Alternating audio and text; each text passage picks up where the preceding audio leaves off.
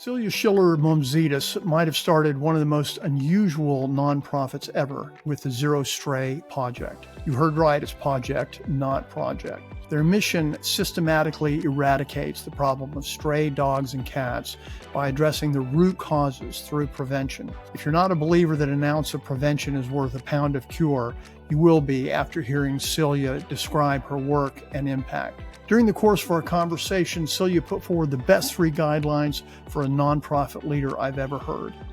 And now, without hounding you further, I give you Silja Schiller-Moumtzidis and the Zero Stray Pawject.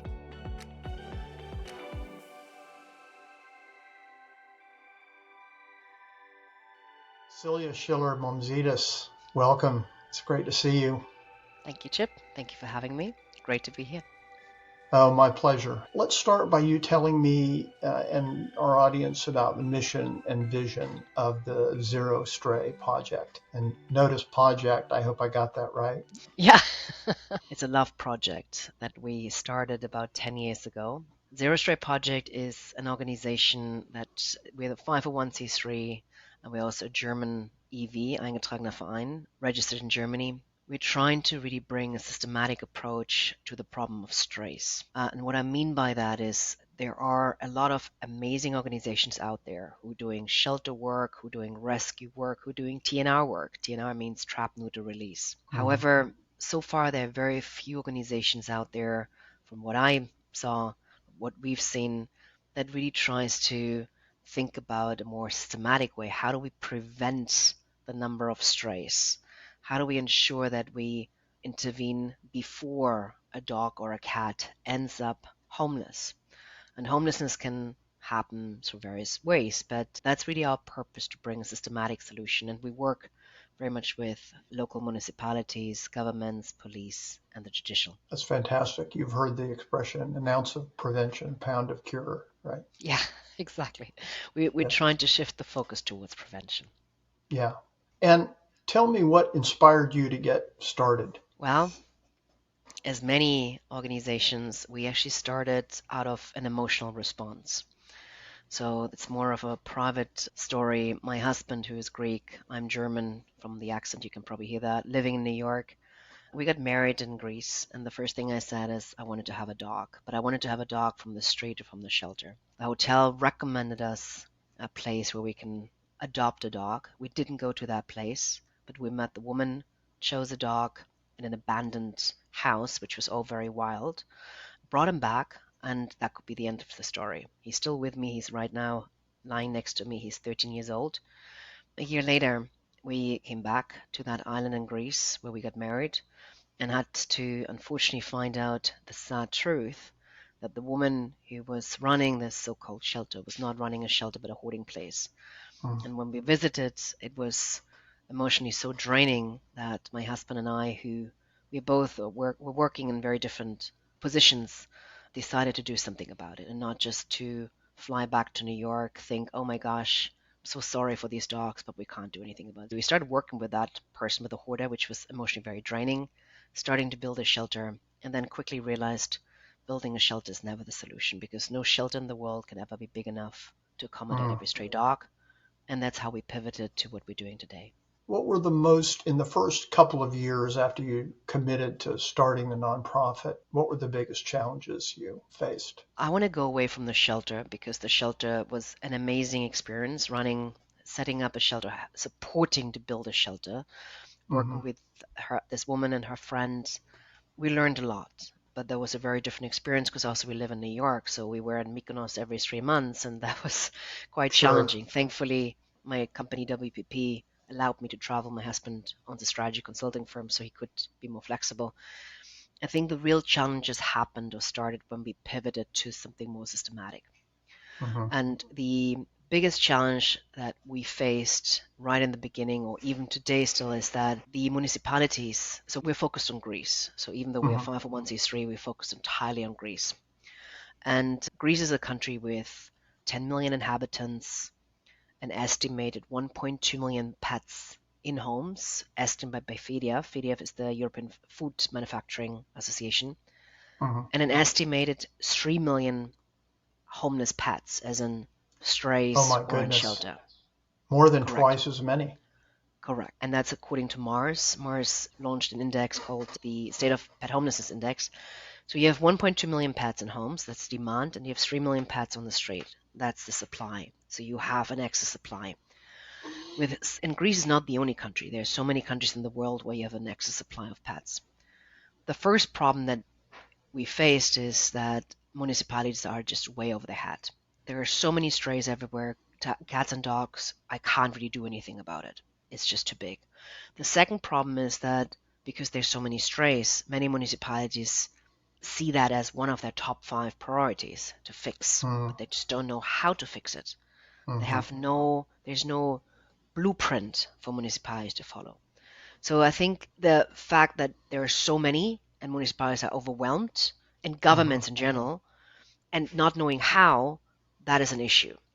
And the last problem that I saw is even when municipalities or governments, because we now also get sometimes calls from governments who basically ask us as private individuals, what do we do? We hear all the time we put all this money into building a shelter, doing TNR, and nothing works and nothing changes. And that's probably the biggest issues that anybody faces who wants to get involved with that. Does the Greek government, do they still believe in building shelters after working with you? It depends who you ask. So I think we've done hopefully a good job to convince many politicians that building a shelter is not the solution. Greece has 332 municipalities. We're working now with 119 municipalities. So we trained them. So what we're doing right now is we didn't go into the level of detail, but what we're doing is we're doing on the ground stray prevention programs working with municipalities. And we set up the first academy, to my knowledge in the world, I might be wrong, but the first academy to train municipalities how to reduce the number of strays, how to improve welfare for pets and people, because stray pets are a public health and public safety problem. With that in mind, from the 190 municipalities that we work with, there are many municipalities who are now realizing that the problem is man-made. So just building a shelter and putting all the dogs and cats into a shelter is not going to be the solution. But you still have mayors who say, but that's a quick fix. I only have 5 years of a term, so I need to do something in these 5 years. If you tell me to go and think about responsible pet ownership, that takes too long because otherwise I don't get reelected. So it depends who you talk to. But yes, we hopefully managed to get people convinced that. And shelters, by the way, are very necessary, so I don't want to dismiss shelters. Yeah, I was going to ask you that. You don't see this, at least at this age, as the elimination of shelters. No matter what, even in countries where you have almost zero strays, you will have shelters that are absolutely full. Shelters are really important. My point is just, in order to really reduce the number of strays, you need to think about where are strays coming from? They're not growing on trees. Every stray on the street was once someone's pet, or the puppy or kitten of someone's pet. Once you realize that, what is the root cause of strays? Abandonment in Greece, abandonment overproduction. So I call it very bluntly irresponsible pet ownership. So in order to really bring down the number of strays, and we've shown it in one of our pilot programs in Egina, you need to make sure that the majority of owned pets are microchipped and registered, which is, by the way, the law in Greece. Not so much in many of the in the US, but in Greece and many European countries, it's by law, owned pets must be microchipped and registered.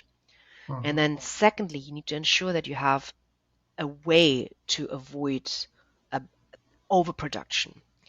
We launched a lot of surveys over the years, and one of the longitudinal study that we ran, about 800 dog owners, real life dog owners, who we asked, did your female had a litter? And if so, was the litter intentional or not intentional? 62% of these litters were not intentional. And with that in mind, you just need to think about the problem is man-made. So unless you ensure responsible pet ownership, that vicious cycle of abandonment and overproduction will continue. However, there are people who, for very legitimate reasons, need to give up their pet. If somebody has an allergy, if somebody moves, if you get convicted, if you have to leave your house and you can't know where to go, you need to make sure that you have a shelter. But right now in Greece, the situation is there is not even a shelter that has any space for you, because every shelter is so full that you can't even surrender. So all I'm saying is shelters are desperately needed. But having a shelter as the solution to a problem that is man-made, that doesn't make sense. Yeah, that's very understandable in a country where the population of homeless, cared for animals or adopted pets is 3 to 1. So you're really serving as an intermediary then, really, between pet owners or the government is serving as an intermediary. These municipalities are serving as intermediaries, really, between you and the pet owners. You don't really work directly with individual pet owners, right? We do, because we work through municipalities to Mm-hmm. basically ensure that pet owners are responsible. But again, our main stakeholder groups, so you have either the before a pet ends up on the street, so that's microchipping, education, neutering, making sure that the police does their work. If, for example, as microchipping and registering is mandatory by law to do checks, and then you have the after the pet is on the street. So the pet was abandoned, and that's where most animal welfare, at least in Greece, plays right now, which is shelter, TNR, adoptions, but that's unfortunately too late.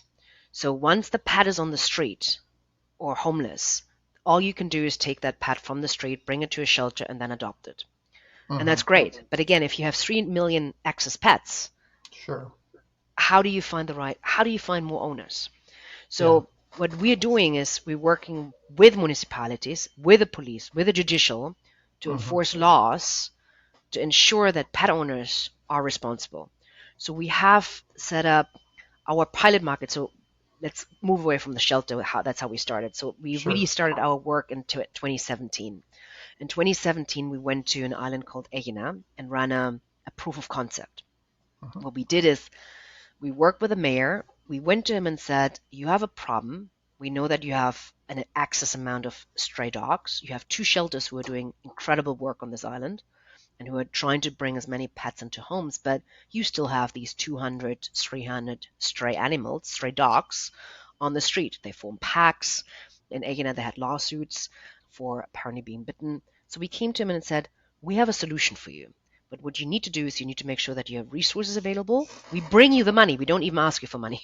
We bring you the money, but you need to have resources available. So the way what we set up is we set up a dog registry for the municipality. Obviously, we don't have access to that because that's PII data, but we set up the specifics for them.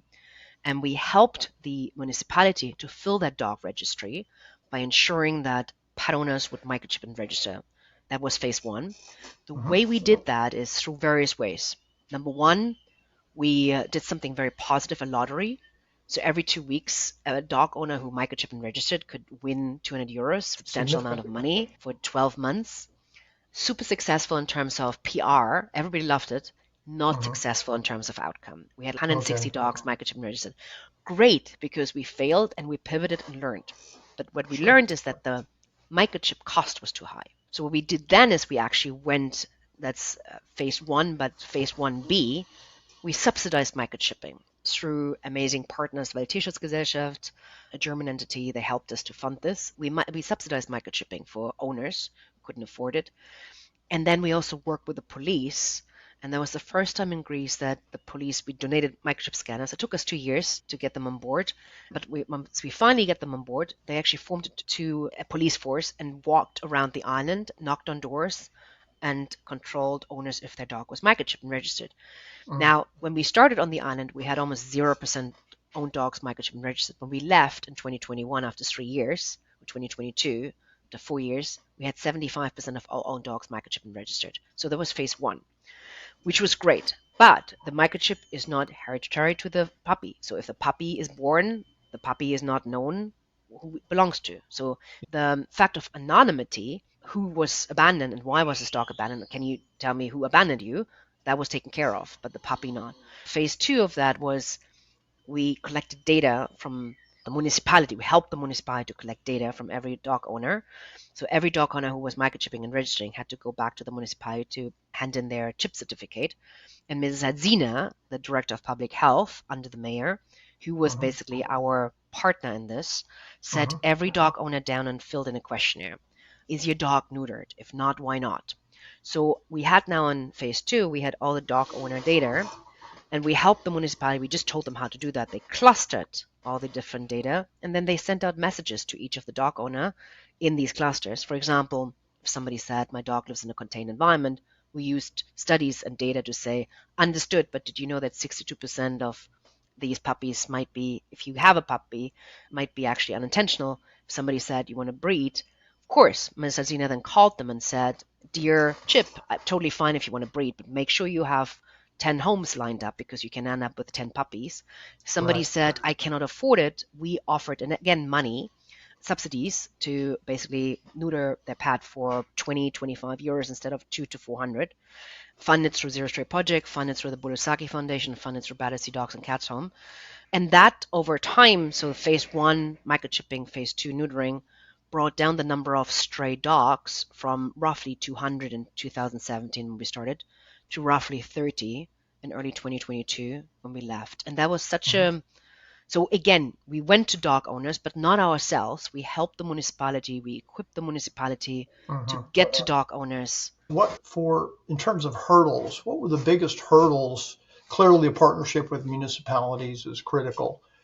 What were the biggest hurdles that the municipalities had to overcome in working with you? And then what were the biggest hurdles that pet owners had to overcome in working with you? I think the biggest hurdles when we started were nobody knew us, right? Who's Zero Stray Pawject? What do you guys want? Why are you coming here? Now, what did go well is because we talk very differently. We talk more with data and insights, and we want to help you instead of, dear Maya, you are terrible. So that actually helped. But again, we didn't have a brand. We had no recognition factor. Nobody knew who we were. We were just like a couple of people from the US and half Greek, half Americans who wanted to do something to help. And even today, the hurdle is and so that's on the municipality side. So let me start with the municipality. So that's when we started. And even today, when I go to the academy, so now we work with 119 municipalities, the hurdle is still that mayors see the imminent problem of several thousand strays that I need to take care of. And if we talk about, in order to bring down that problem, you have to invest into the pet owner. You have to make sure that every pet is microchipped and registered. Every owned pet is microchipped and registered. Every owned pet is either neutered or DNA tested. We didn't talk about this, but Greece is the first country that made mandatory DNA testing mandatory, so to avoid unwanted puppies. It's a shift in mindset because the imminent problem is I have 5,000 strays in my municipality. What do I do about this? Let's take 5,000 strays and put them somewhere.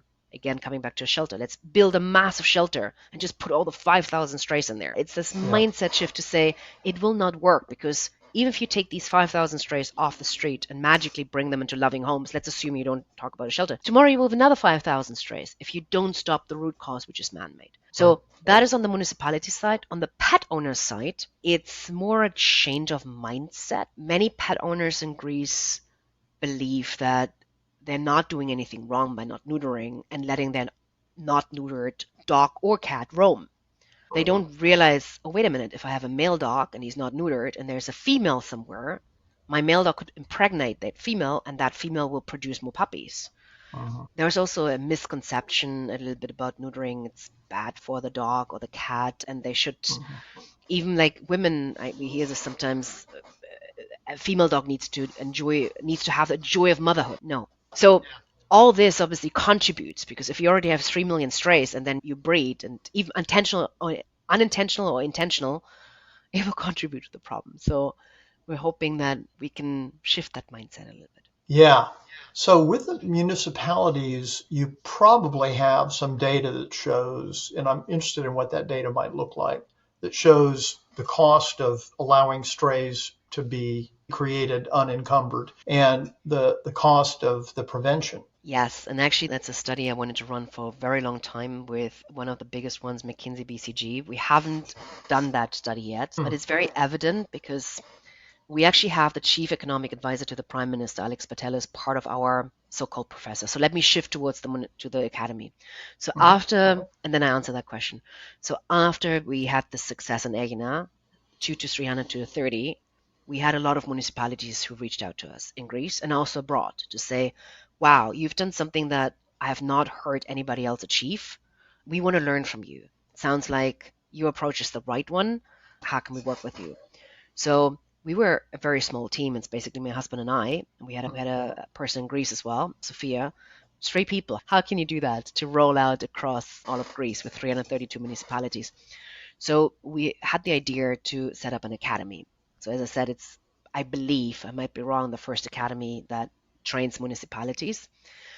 Now, what we didn't want to do is, because we have certain knowledge, but there are so many other experts who bring knowledge in. So we tried to bundle our knowledge with experts from all over the industry to bring all this together to give everybody a voice. We now have 42 subject matter experts, we call them professors, to talk about their area of expertise, from government officials to veterinarians to judges to animal welfare people to police sergeants. And one of these people that talks, and it's it's a 5 week intensive training course that municipalities goes through every month actually. And in that league of subject matter experts or professors, we have the chief economic advisor to the prime minister talking about strays. And he makes that argument to the municipalities to say, guys, strays are not good for the economy. Let me tell you this as chief economic advisor. Because strays are a problem to public health, to public safety. We have tourism coming to Greece. If you look at the TripAdvisor, you have some amazing ratings, but you also have a lot of people saying, I don't want to go back to Greece. It's terrible what happens with animals there. So he actually talks more about the economy. He doesn't use numbers, but he talks about the economy, how important it is economically to not just for a mayor, because a mayor thinks about trash collection, about education, about health. But hey, by the way, if you solve the problem of strays, you can also bring more prosperity to your municipality. So in that context, we are using that. Good. Presumably, the municipalities who are doing absolutely nothing about strays right now might be the hardest converts because they're not putting forward any resources, right? How does it look across all of Greece at this point? So now, how long have you been working in Greece with this program, leveraging municipalities, leveraging your academy with subject matter experts? How long have you been working, and are you starting to see things shift at a higher level? The academy has only been established in September 2021, so quite new. The AGNAP proof of concept, which the academy is based on, happened between 2017 and 2000. Actually, we got the green light in the end of early 2018 and 2022, early 2022. The shelter was between 16 and 17. So you can see we evolved from shelter to something more systematic to an academy now. With the academy, what we're doing is we're training municipalities, so they go through a 5-week training course. It's all online because it's very hard to get municipal workers from all over Greece into one room. It requires like travel, it requires permission, requires a lot of money. So we do that virtual, and also for our professors, subject matter experts who are all over Greece, and also some of them are in the US. We can't have them basically in person every month to come together. So we've started in September 2021. We have now 190 municipalities. What happens after the municipality graduates, they actually are paired up with one of our so-called account managers. So we have now 6 people in Greece who are looking after a portfolio of municipalities in a region, so north, west, south, Crete, etc. And all these account managers then work with a portfolio of 20, 30 municipalities and working with them hand in hand to implement the learnings. So the municipality went through that training, and now let's implement. The new legislation that was launched in 2021 gives very strict requirements to municipalities. We build a scorecard to say, you municipality need to do 1, 2, 3, 4, 5, 6, 7, 22 requirements. And by the way, you also need to make sure that you have the number of microchip and registered owned pets needs to grow in your municipality, because we've proven that this will lead to zero strays in combination with DNA. So we see of the 190 municipalities, we see around 50, 60 municipalities who are doing very active work. The other municipalities, we see something like, and again, it's changing day by day. So maybe tomorrow we have another municipality coming on board and saying, actually, now we have that money. The municipalities who are doing very active work, what are they doing? They're really trying to make sure that they hit the level of legislation. And by the way, it's for all municipalities. Our target is 280 municipalities by end of 2025. So that's our target. And then obviously continuing onwards. because municipal leaderships are changing, right? So there are changes to that, their elections. So we see a lot of municipalities really implementing change, and that Mhm. keeps us going because you what we're doing is a mid to long term. So you will not see change overnight. You will not see, even if we start in 2021, you will not see change in 2024 immediately. Because Mhm. even Egina, a small island of with 200 stray dogs, it took us 4 years to get that level down by Right. working every stakeholder together. Our hope is that by 2030, we can see significant change, which means very few stray dogs left. Mhm. Because if you stop the production of strays, as in the production of own dogs that get abandoned and overproduced afterwards, overproduced and then abandoned, I should say, then you can also bring down the level of strays because the number of stray dogs on the street will at some point, hopefully, they will be taken care of by animal welfare that are doing an amazing job in Greece. And at some point, the influx will stop. Now, cats is a very different level because cats, there are an estimated 2 million stray cats of the 3 million stray animals. 2 million are cats, and cats need a slightly different approach because nobody really owns a cat. So cats Mhm. need almost like more a TNR approach, which is more difficult and more challenging and more costly. But on dogs, I hope we can see real change, as in very few stray dogs left by 2030. You already have seen real change in Egina, right? Correct. Yeah, fantastic. So it seems like one of the interesting things about nonprofits is that sometimes nonprofits are reticent to acknowledge that they're running experiments. Some boards don't like to hear that. Some major donors don't like to hear that, but everything's an experiment. And you've run some great experiments. And some, not all of them have been successful, but that's the nature of experiments, right? So at this point, and I want to transition a little bit to the less interesting stuff than the program stuff, the mechanics of fundraising and operations and all that stuff for other nonprofit leaders. But just by way of making that transition, what's your vision now? It seems like you've done enough great work in Greece that you've got a model and you've learned enough that you can scale. Do you believe that's feasible, scaling this to other countries, scaling it to other regions? I would like to see Greece as a pilot market, and it sounds very ambitious because Greece is a massive country. And 10 million Mhm. people doesn't sound maybe too big for. I live in New York. What do we have? 15 million or something. But it's obviously a very different ballgame if you're in the US with 360 million people. But I would like to see Greece become successful before we talk about scaling. We have definitely a pilot program that has been. We were invited to various different conferences from ICOM, HSUS to basically speak about this because what we're doing is so different to many other people who are doing amazing work. But and the academy is also something that is very interesting to copy and paste in other countries. But right now, I would really like to see Greece to be successful. But I can share that we're getting a lot of requests from other countries, which is wonderful. Panama, Cyprus, Romania, Moldova, like very different countries who are reaching out and different people who reach out. Right now, I always have to say we have the funding right now for Greece, and also both of us, the founders, we both have full-time jobs. My husband and I, we both have full-time jobs, so Mhm. we're not we're not taking any money out of this nonprofit, and in actually on the opposite, we're putting our own money into this. In order Right. to do that, we obviously need to pay our checks, and we both have Sure. full-time jobs in corporations. So with that in mind, and we have a team in Greece that we pay through the Mhm. funding that we have right now from Badasi.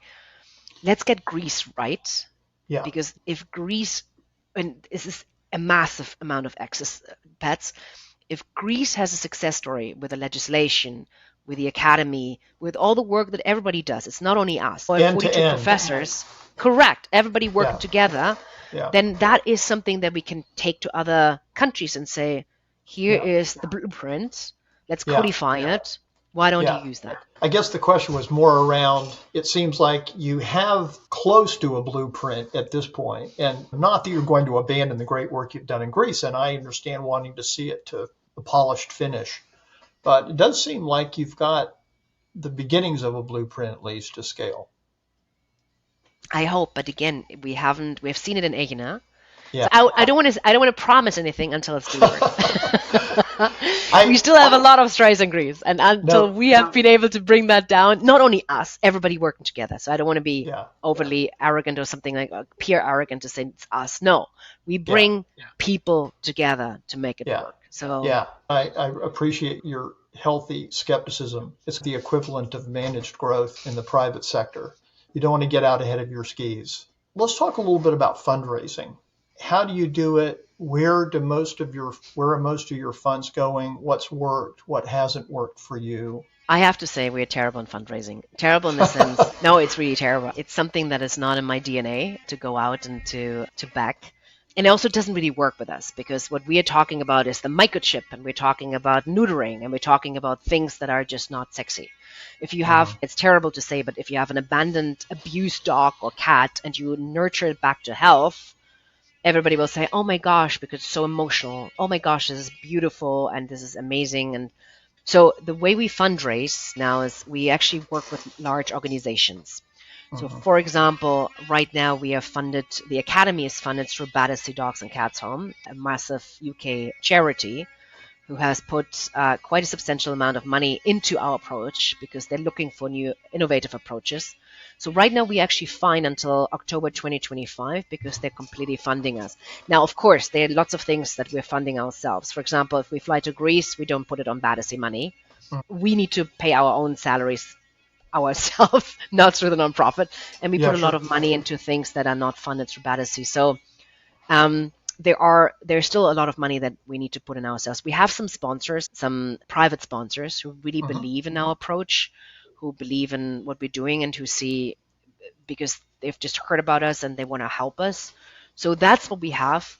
But what we don't have a broad public. Unfortunately, it's very hard because we're not fun, we're not sexy, we're boring in the sense. We're doing something, microchipping, neutering, responsible pet ownership is unfortunately not as sexy and interesting. I can see why you're saying that, but in a way, as a data person and as someone who believes in prevention over cure, I think it's sexier than building a ton of shelters. It's certainly more effective. But also with respect to fundraising, hopefully the blueprint will reveal that in terms of total cost, if countries or regions just attend to prevention, it will be less costly and in some measure might pay for itself over time. And you're absolutely right with your question. If you put $1 in prevention, how much do you get out? So right now we have, for example, what does a microchip cost? A microchip costs almost nothing, 30 euros, 20 euros. And that makes that dog or that cat not be able to be abandoned or reproduce, because Greece is the first country, as I mentioned, that has now DNA. It's a mandatory requirement.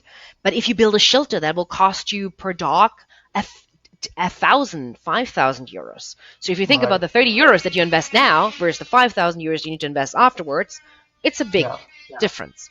In the closing minutes here, Silja, if you were talking to someone who is starting a nonprofit, what leadership advice would you give them? First of all, find your cause. What are you passionate about? Don't just find your cause and think about what you want to do. Secondly, find your cause. Be passionate. Be resistant. I'm truly believing in pilots. I truly believe in small pilots. Test what works, what doesn't work. Me too. In Egina, we tested various things that were not successful, and that was great because if you don't fail, you don't learn. We pivoted. Right. So find your cause, be resilient, pilot a lot of things. There will be a point in your life when you think, I'm doing all this work and I don't see a change yet. Be patient, because real change will not go overnight. It will not. For real change management to happen, you have to have a long breath, 5, 10 years. So if you have this, do it. And the best thing is you can do something better. You can make the world a little better than before. I think that's a beautiful thing. Those are nicely tied together too. All three of those admonitions connect in a nice way. And by the way, I think you're being humble in describing Greece as a pilot still. It feels like it's pretty much off the ground and there are some rough edges to clean up, but fundamentally it's working.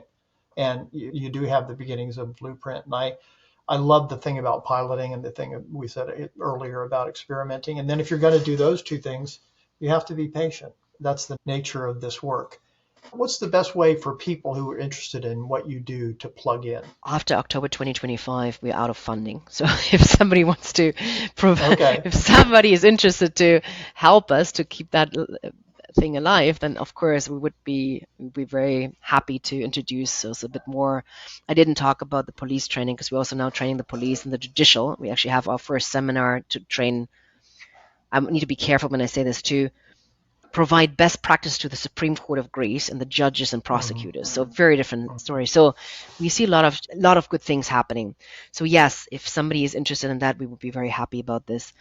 In terms of getting their hands on the things, we're not in animal warfare in the sense that we need food or donations in kind, because we can always, if somebody wants to, but they need to be in Greece because we can't physically transport this from the US to Greece.